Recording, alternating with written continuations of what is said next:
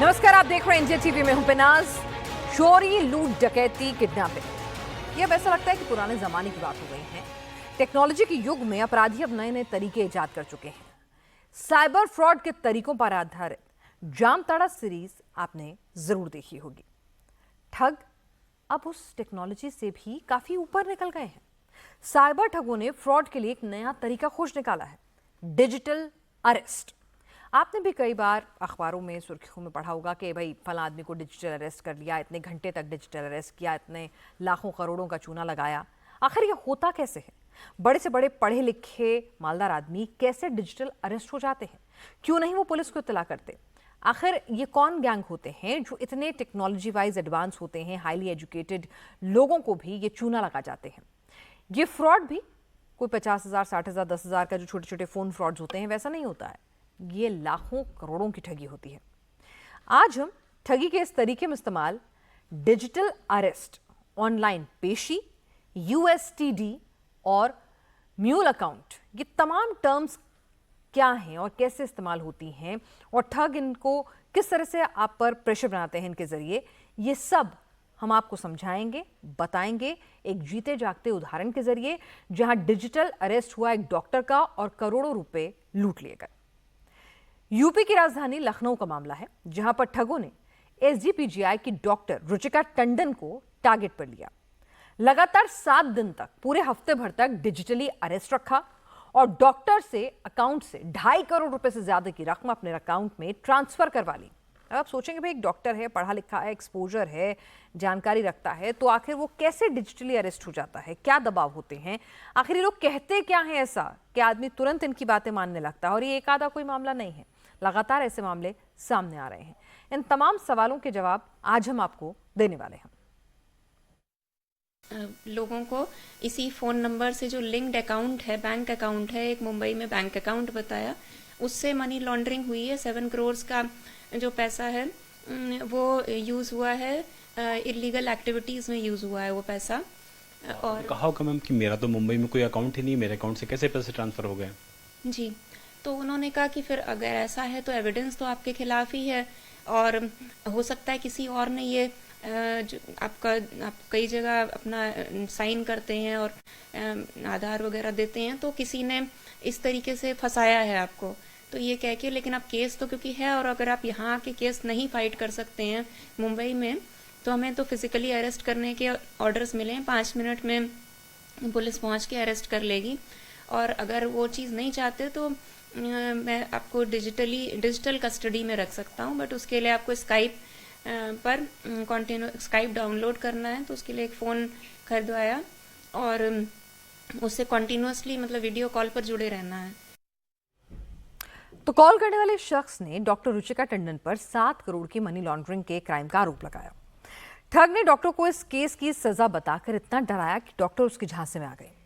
इसके लिए बाकायदा ठगों ने फर्जी कोर्ट, फर्जी जज, फर्जी वकील, फर्जी अरेस्टिंग डॉक्यूमेंट्स भी तैयार कर रखे थे। और किस तरह से बाकायदा एक अदालत, यानी कि एक लिंक पर आप स्काइप में जाते हैं तो डॉक्टर के सामने एक अदालत का पूरा सीन तैयार होता है, जहां पर जब वो वीडियो कॉन्फ्रेंसिंग होती है तो उसमें जज साहब बैठे हैं, कटघरा है, वकील है, कागजात हैं, अरेस्ट पेपर्स है। तो जाहिर सी बात है कि कोई भी यकीन कर लेगा कि हाँ, ये तो सच की वर्चुअल अदालत है और मेरे साथ कुछ भी हो सकता है। और इसी तरह से इस ठगी को अंजाम दिया गया। उन्होंने कम से कम 2-3 बार मेरी कोर्ट में हियरिंग कराई थी। तो उसमें एक जो डिजिटली, मतलब उसमें फ़ोन से कनेक्टेड रहते थे वीडियो कॉल से, एक कोई जज आते थे जिनका आईडी और लोगो बन के आता था सीबीआई का अपने। वो एक जज आते थे कोर्ट में, एक सीबीआई ऑफिसर आते थे, एक ये आईपीएस ऑफिसर जो थे वो रहते थे। और पूरी कोर्ट में हियरिंग होती थी। और एक वो ये भी बताते थे कि जो अकाउंट्स से जो की इन्फॉर्मेशन है और जो पैसा ट्रांसफ़र आप कर रहे हो उसको नोटरी को नोट करने को भी बताते थे। और फिर वो अपने नोटरी से कह के एक अकाउंट देते थे मुझे कुछ समय के बाद, तो उसमें पैसा बताते थे ट्रांसफ़र करने को। और तो उन्होंने, मतलब कोर्ट का पूरा आवाज़ आती थी, कोर्ट सीन लगता था, दिखता नहीं था क्योंकि उनके लोगोस थे, बट पूरी आवाज़ आती थी। और खड़े होना होता था कोर्ट जज के आने पर, और उसी तरीके का माहौल बनाया हुआ था। आप ज़रा सोच कर देखिए कि आप वीडियो कॉन्फ्रेंसिंग के जरिए स्काइप से जुड़े हुए हैं, सामने आपके जज साहब आके बैठते हैं और आपको कहते हैं कि भाई आपके खिलाफ ये मामला आया हुआ है, इसमें ये सज़ा है, तो आप घबराएंगे, डरेंगे। और बाकायदा रूल्स बताए गए थे कि आपको सफ़ेद कपड़े पहन कर आना है, फॉर्मल्स में रहना है। जज साहब आएँ तो आपको, जैसे अदालत में आप खड़े होते हैं, इस वर्चुअल अदालत में भी आपको खड़े होना होगा। तो कोई भी आदमी यकीन करने लग जाता है, प्रेशर में आ जाता है और उसके बाद चाहता है कि भाई किसी भी तरीके से मुझे बेल मिल जाए। हमारे साथ इस वक्त, क्योंकि ये गोरख धंधा दिन ब दिन फैलता जा रहा है और इससे कैसे आप इससे बच सकते हैं, बड़े से बड़े पढ़े लिखे शख्स भी इसमें झांसे में आ रहे हैं और पुलिस इसमें क्या कुछ रोल प्ले कर सकती है, इन तमाम सवालों के जवाब देने के लिए UP STF chief Amitabh Yash ji इस वक्त हमारे साथ जुड़ चुके हैं। अमिताभ जी, इंडिया टीवी पर आपका स्वागत है। सर, सबसे पहले एक आम आदमी जब भी सुनता है डिजिटल अरेस्ट किसी का हो गया, थैंक यू, तो उसको ये लगता है कि एक डॉक्टर, पढ़ा लिखा शख्स, एक वेल एक्सपोज्ड शख्स जो करोड़पति है, आखिर कैसे वो डिजिटल अरेस्ट हो जाता है? क्या होता क्या है ये स्कैमर्स का बहुत ही वेल ऑर्गेनाइज्ड गैंग होता है और ये किसी भी व्यक्ति को पहले किसी नंबर से फ़ोन करते हैं, वो नंबर्स भी फेक आईडी पे होते हैं और सिर्फ स्कैमिंग के लिए इस्तेमाल होते हैं, इसलिए उनको ट्रैक बैक नहीं किया जा सकता। इन फ़ोन कॉल्स में ये अपने शिकार को चुनते हैं, जो भी व्यक्ति आसानी से उनके प्रेशर में आ जाता है उस पर पुनः अपना आगे काम करना शुरू करते हैं। उसे CBI, ED, high court, supreme court या इस तरह की एजेंसियों का डर बनाकर और उसके द्वारा कोई बड़ा गलत काम किया गया है ऐसा उसको बताकर उसे पूरी तरह साइकोलॉजिकली अपने प्रेशर में ले लेते हैं। इसके बाद वो ये गैंग कुछ ऐसे अकाउंट्स का इंतज़ाम करके रखता है जिन अकाउंट्स का इनके पास passbook, credit card, attach phone number, ये सब कुछ रहता है, जिससे ये आसानी से उस अकाउंट को ऑपरेट कर सकें। इन अकाउंट्स के माध्यम से जो अपने शिकार जिसको ये बनाते हैं, जो विक्टिम है, उससे लगातार पैसा ट्रांसफ़र कराते रहते हैं। इंटरोगेशन का एक ढोंग रचते हैं, उस इंटरोगेशन में उसके सारी पर्सनल डिटेल्स ले लेते हैं, उसके अकाउंट नंबर, पैन नंबर, आधार नंबर इत्यादि, और मोबाइल नंबर भी अपने कब्जे में ले लेते हैं ताकि उन्हें उस व्यक्ति की सारी पर्सनल इन्फॉर्मेशन मिलती रहे। जो पैसा ट्रांसफ़र होता है इन अकाउंट्स में, उन्हें किसी क्रिप्टो करेंसी प्लेटफॉर्म के माध्यम से, यहाँ इस केस में बाइनेंस अकाउंट का इस्तेमाल हुआ, और क्रिप्टो करेंसी में कन्वर्ट करके उसे अन्य अकाउंट्स में ट्रांसफ़र कर देते हैं और उसके बाद फिर वो पैसा कभी कभी देश के बाहर भी चला जाता है और क्रिप्टो करेंसी अकाउंट्स के बाद फिर वो कभी कैश में कन्वर्ट हो जाता है और जिसको ये स्कैमर्स निकाल लेते हैं। जी सर, जिस तरह से ये किसी शख्स को एक दिन नहीं, 2 दिन नहीं, बल्कि कई कई दिन, हफ्ते भर तक इस केस में डिजिटल अरेस्ट करके रखा, तो उस दौरान शख्स बाहर भी जाता है, बैंक भी जाता है, सब कुछ काम करता है, पर ऐसा क्या हो जाता है कि वो पुलिस के पास जाने की नहीं सोचता, डाउट भी नहीं करता? जो ये एजेंसीज हैं वो उनको पुलिस के ऊपर माना जाता है और जनरल पब्लिक में यही मान्यता है। और ये स्कैमर्स इतना ज़्यादा प्रेशर बना देते हैं, और इस केस में तो इन स्कैमर्स ने एक पूरा ग्रुप बना करके विक्टिम को ट्रैक भी किया, उनके कार को फॉलो भी किया। विक्टिम को हमेशा स्काइप अकाउंट खुलवा करके और उस स्काइप अकाउंट में अपने सामने रखा ताकि उसकी सारी एक्टिविटीज़ को वॉच करते रहें, और लगातार साइकोलॉजिकल प्रेशर बनाए रखा। विक्टिम भी डर के कारण, चूँकि उसके ऊपर जो आरोप लग रहे थे, जो उन्हें समझ में आ रहा था, in spite of the fact कि वो एक बहुत ही पढ़ी लिखी महिला थी, SGPGI लखनऊ में एसोसिएट प्रोफेसर हैं, वो उस प्रेशर में उनके बताए गए निर्देशों पर काम करती रहीं और 2 करोड़ रुपए से ज़्यादा उन्होंने स्कैमर्स के अकाउंट में ट्रांसफ़र कर दिया। जी, अमिताभ जी, ये लोग क्या अपने जो टारगेट्स होते हैं क्या पहले जीरो इन करते हैं उनके बारे में कुछ स्टडी करके कि अकेले रह रहे हैं जो लोग या बुजुर्ग हों या बाहर से थोड़ा एक्सपोजर कम हो, क्या स्टडी करते हैं या रैंडम कॉल्स करते हैं और जो भी दबाव में बन जाए तो फिर आगे के स्टेप्स फॉलो करते हैं? ये जनरली रैंडम कॉल्स करते हैं और जो भी व्यक्ति इनके दबाव में आने लगता है उसकी साइकोलॉजी ये रीड कर लेते हैं और फिर उसको चारों तरफ से घेर लेते हैं, फिजिकली भी, डिजिटली भी, साइकोलॉजिकली भी, और उसके बाद फिर वो जो चाहते हैं उस व्यक्ति से या अपने शिकार से, अपने विक्टिम से करवा लेते हैं और उसका अकाउंट पूरा खाली करवा देते हैं, उसके बाद ही उसको छोड़ते हैं। इस केस में जो डॉक्टर रुचिका टंडन का केस है, इसमें 5 दिन तक लगातार अपने विक्टिम को इन स्कैमर्स ने डिजिटल अरेस्ट करके रखा।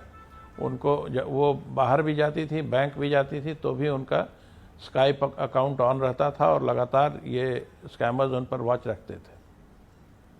तो यानी सर सोचिए किस तरह से, एक तरह से हिप्नोटाइज ही आपने कर लिया, एक तरह से अपने वश में किसी को साइकोलॉजिकली इतना कर लिया, इतना डरा दिया कि वो बैंक जा रहा है आपके कहने पर, अकाउंट ट्रांसफर कर रहा है, पैसे ट्रांसफर कर रहा है, तमाम कागजात सब कुछ कर रहा है, स्काइप फोन ऑन रखा हुआ है कि आप उसको चेक कर सकें। तो किस तरह का प्रेशर बना दिया गया है। अमिताभ जी, ये मामले जो हैं, नोएडा कह लीजिए, गाजियाबाद कह लीजिए, लखनऊ, आप हर जगह देखिए, कहीं अमाउंट छोटा होता है, कहीं तरीके अलग होते हैं, कहीं अमाउंट बड़ा हो जाता है, बहुत ज़्यादा बढ़ रहे हैं। तो इसके लिए क्या किया जा सकता है? सबसे पहला इसका उपाय है जो आप कर रहे हैं, आपके अपने चैनल के माध्यम से, कि पब्लिक को एजुकेट कर रहे हैं। जैसे ही जनरल पॉपुलेस में ये बात पहुंच जाएगी कि ये डिजिटल अरेस्ट नाम की कोई चीज़ नहीं होती और ये सब स्कैम है, तो ये पूरा स्कैम समाप्त हो जाएगा।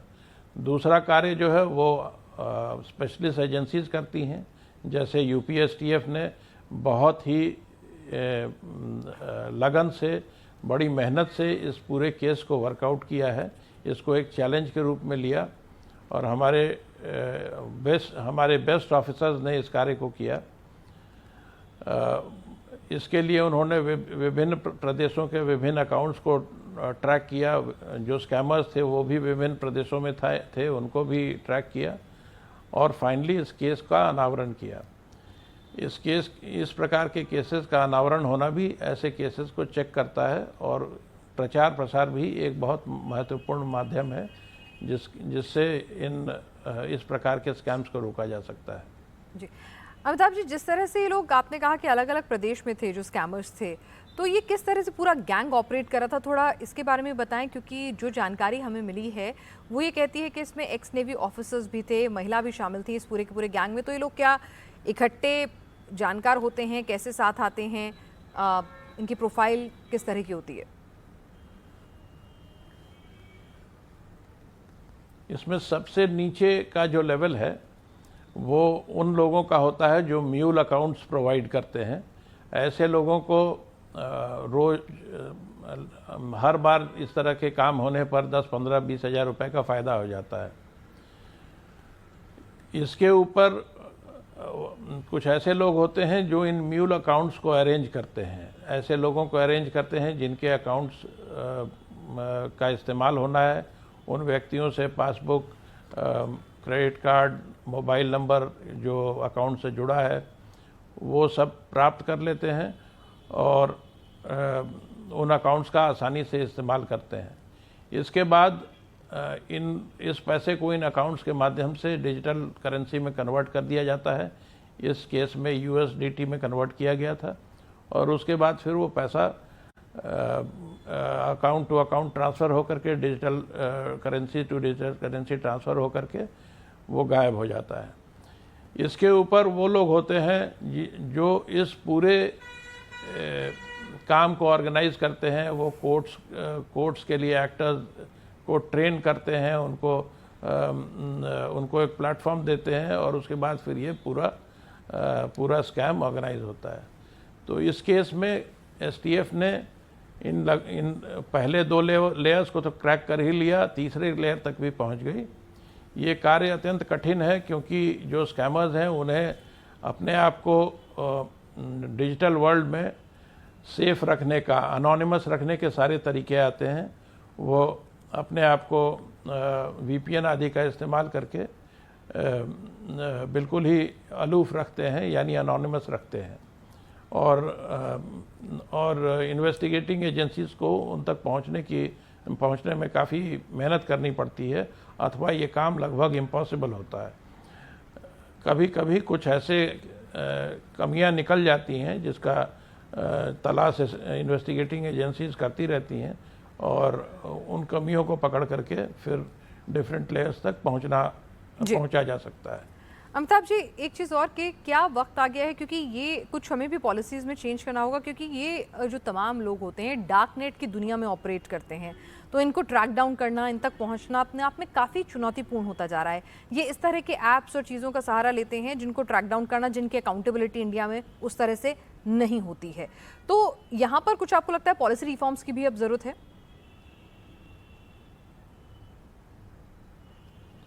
इसमें लगातार पॉलिसी रिफॉर्म्स की ज़रूरत होगी, लेकिन ये बात हमको समझना होगा कि इंटरनेट जो डिजिटल वर्ल्ड है ये आज एक रियलिटी है। इसके रूल्स को, इनफैक्ट इसमें कोई रूल्स नहीं है, और हमको ऐसे वर्ल्ड में ऑपरेट करने की क्षमता डेवलप करनी पड़ेगी। कुछ ऐसे डिजिटल प्लेटफॉर्म्स हैं जिन्हें बैन भी करना हो सकता है, लेकिन फिर ये उसके अलग अलग रेपरकशंस हैं। जैसे टेलीग्राम के बारे में जी। ये कहा जाता है कि इसको अब बैन करने का समय आ गया है, लेकिन ये एक पॉलिसी डिसीजन होगा। टेलीग्राम ऐप किसी खास मकसद से बनाए गए थे, और ये पॉलिसी लेवल पर ही इस पर स्टडी करके इन पर कार्य किया जा सकता है।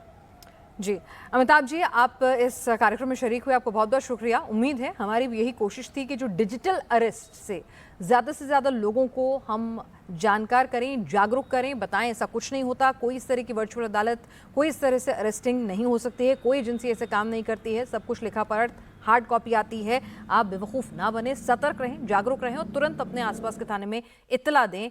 आप इस चर्चा में शरीक हुए, आपका शुक्रिया।